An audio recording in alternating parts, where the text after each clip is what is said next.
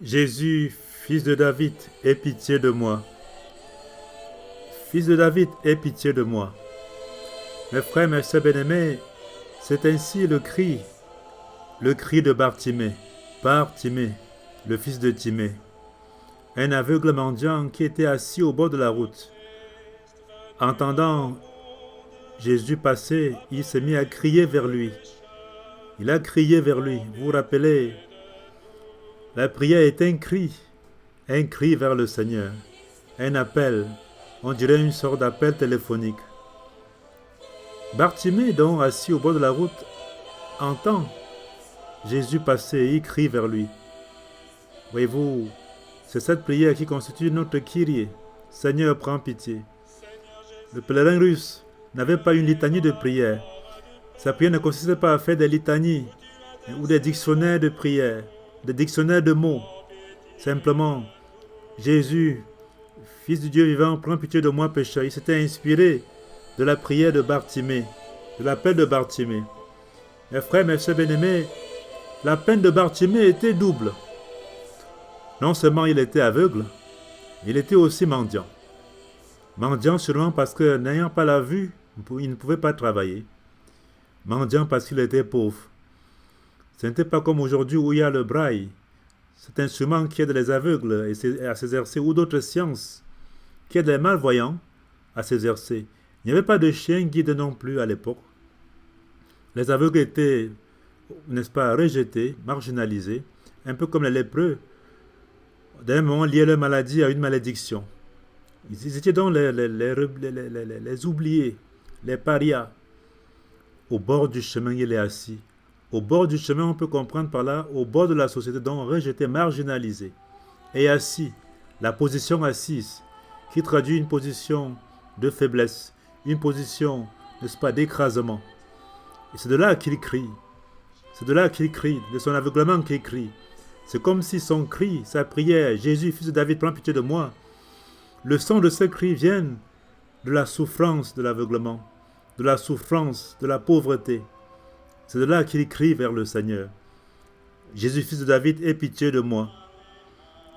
Oui, quand il a crié ainsi, la foule l'a empêché. La foule l'a rabrouillé, ne voulait pas qu'il crie. Tais-toi, tais-toi. Mais plus on l'empêchait, plus il criait plus fort. Fils de David, aie pitié de moi. L'insistance. Et Jésus donc dit, il s'arrête et dit, appelez-le. Mes frères, mes sœurs bien-aimés, voyez comment la prière, vous pouvez dire que la prière du pauvre arrête Dieu, la prière du pauvre interpelle. La prière, le cri, la prière qui écrit, interpelle Dieu. Jésus s'arrête et dit, appelez-le. Voyez-vous, le cri de l'aveugle a arrêté le Seigneur, tout comme la misère humaine l'avait fait descendre du ciel pour venir à notre secours. Appelez-le, dit le Seigneur. On appelle donc l'aveugle et on lui dit, confiance, lève-toi et t'appelle. Mes frères, mes sœurs bien-aimés, ce dimanche peut être considéré comme le dimanche de Bartimée, l'aveugle mendiant. Ce dimanche est un dimanche du cri, un dimanche de prière. Jésus, fils de David, prends pitié de moi. C'est une sorte de Kyrie, un appel au Seigneur, une confession au Seigneur. Le Seigneur grand, le Seigneur miséricordieux, le Seigneur compatissant. Jésus a été pour Bartimée comme son ophtalmologue. Jésus était un ophtalmologue par excellence. Il n'a pas eu besoin d'avoir des appareils, des loupes cliniques, n'est-ce pas, de la médecine ophtalmologique. Il a seulement dit, que veux-tu? Il a demandé, que veux-tu? Oui, Dieu veut entendre notre désir. Dieu veut écouter notre demande. Que veux-tu? C'est vrai, il connaît tout. Mais il voudrait que nous puissions, n'est-ce pas, au moins l'évoquer. Que nous puissions prononcer, n'est-ce pas, dire cette demande-là. Il sait, mais il veut notre participation. Thomas d'Aquin dit que la grâce n'empêche pas la nature. Oui, la grâce que le Christ doit opérer n'empêche pas notre coopération, notre participation. Un petit oui, un petit désir. Que veux-tu? Dis ta demande au Seigneur. Qu'est-ce que tu veux? Il est plein de grâce, le Seigneur. Il est plein de grâce. Que veux-tu? Et l'aveugle lui a dit, Rabouni, que je vois. Rabouni qui veut dire maître, que je vois. Le maître, il interprète donc le maître, pas seulement le maître comme enseignant, mais le maître de la vie, mais le maître de la vie et de la vue. Je me rappelle, les ophtalmologues m'ont dit que la vie c'est la vue. Et on peut aussi dire que la vue c'est la vie. Le Christ donc guérit instantanément Bartimée, le fils de Timée. Il lui dit, va, ta foi t'a sauvé. Ça veut dire, va, ta foi t'a guéri. Va, retrouve la vue. Va, ta foi t'a sauvé. Sauvé ici dans l'écriture a le sens de guérison.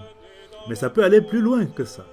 Voyez-vous, le salut total, c'est-à-dire la santé totale, c'est le salut. La guérison totale, c'est le salut. Ta foi t'a sauvé. Il n'est pas seulement guéri, mais il est sauvé. Ta foi t'a sauvé. Ce qui veut dire que sa demande, son cri, était chargé de foi et de confiance. C'est par cette foi-là que le Christ opère la guérison, n'est-ce pas, à l'aveugle Bartimée, l'aveugle mendiant. Son cri était chargé, son Jésus, fils de David, aie pitié de moi, prends pitié de moi. Ce cri était chargé de foi. Une prière chargée de foi, une prière chargée de confiance. Parce qu'il sait que Dieu, quand on demande, il donne. Demandez, cela vous sera donné. Cherchez, vous trouverez, a-t-il dit. Mes frères, mes sœurs bien-aimés, ce dimanche de Bartimée, Marc nous donne ce dimanche de Bartimée. Marc chapitre 10, versets 46 à 52.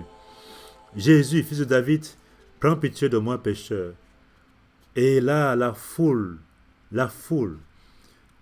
s'est interposée entre son cri et le Seigneur. Mais il a crié plus fort, comme pour lever la montagne de la foule. Il dit, si vous avez une foi, ça peut faire lever les montagnes. Une foule était comme une montagne pour empêcher que sa prière soit exaucée. Mais il a crié plus fort, il a insisté, persisté, et il a été exaucé. Le Christ donc a plutôt arrêté la foule. Taisez-vous, faites-moi venir ce monsieur. Voyez-vous, mes frères, mes sœurs bien-aimés, la foule peut être pour nous un obstacle dans la prière. La foule peut être pour nous un obstacle pour aller au Seigneur. Oui, voyez-vous, il y a des gens qui imitent. Beaucoup sont devenus athées parce qu'ils voyaient les autres. L'institution, la société peut nous rendre athées.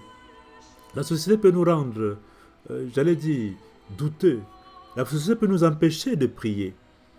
La foule, le grand nous, le nous peut empêcher le jet de s'exprimer. Le plus souvent, c'est le petit jet qui écrase le grand nous, mais ici, c'est la foule.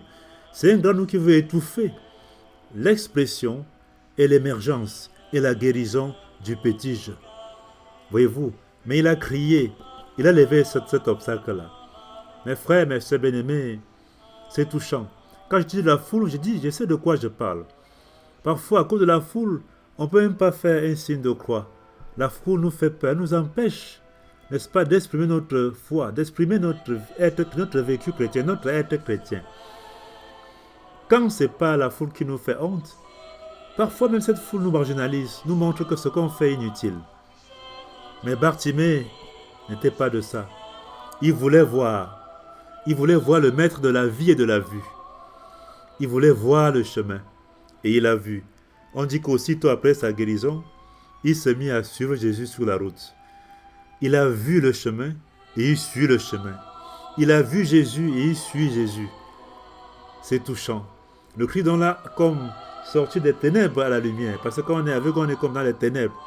Ici, c'est une sorte de nouvelle naissance. Il est rené. Il est sorti des ténèbres. Les écailles sont comme sortis de ses yeux. C'est une nouvelle naissance à la lumière.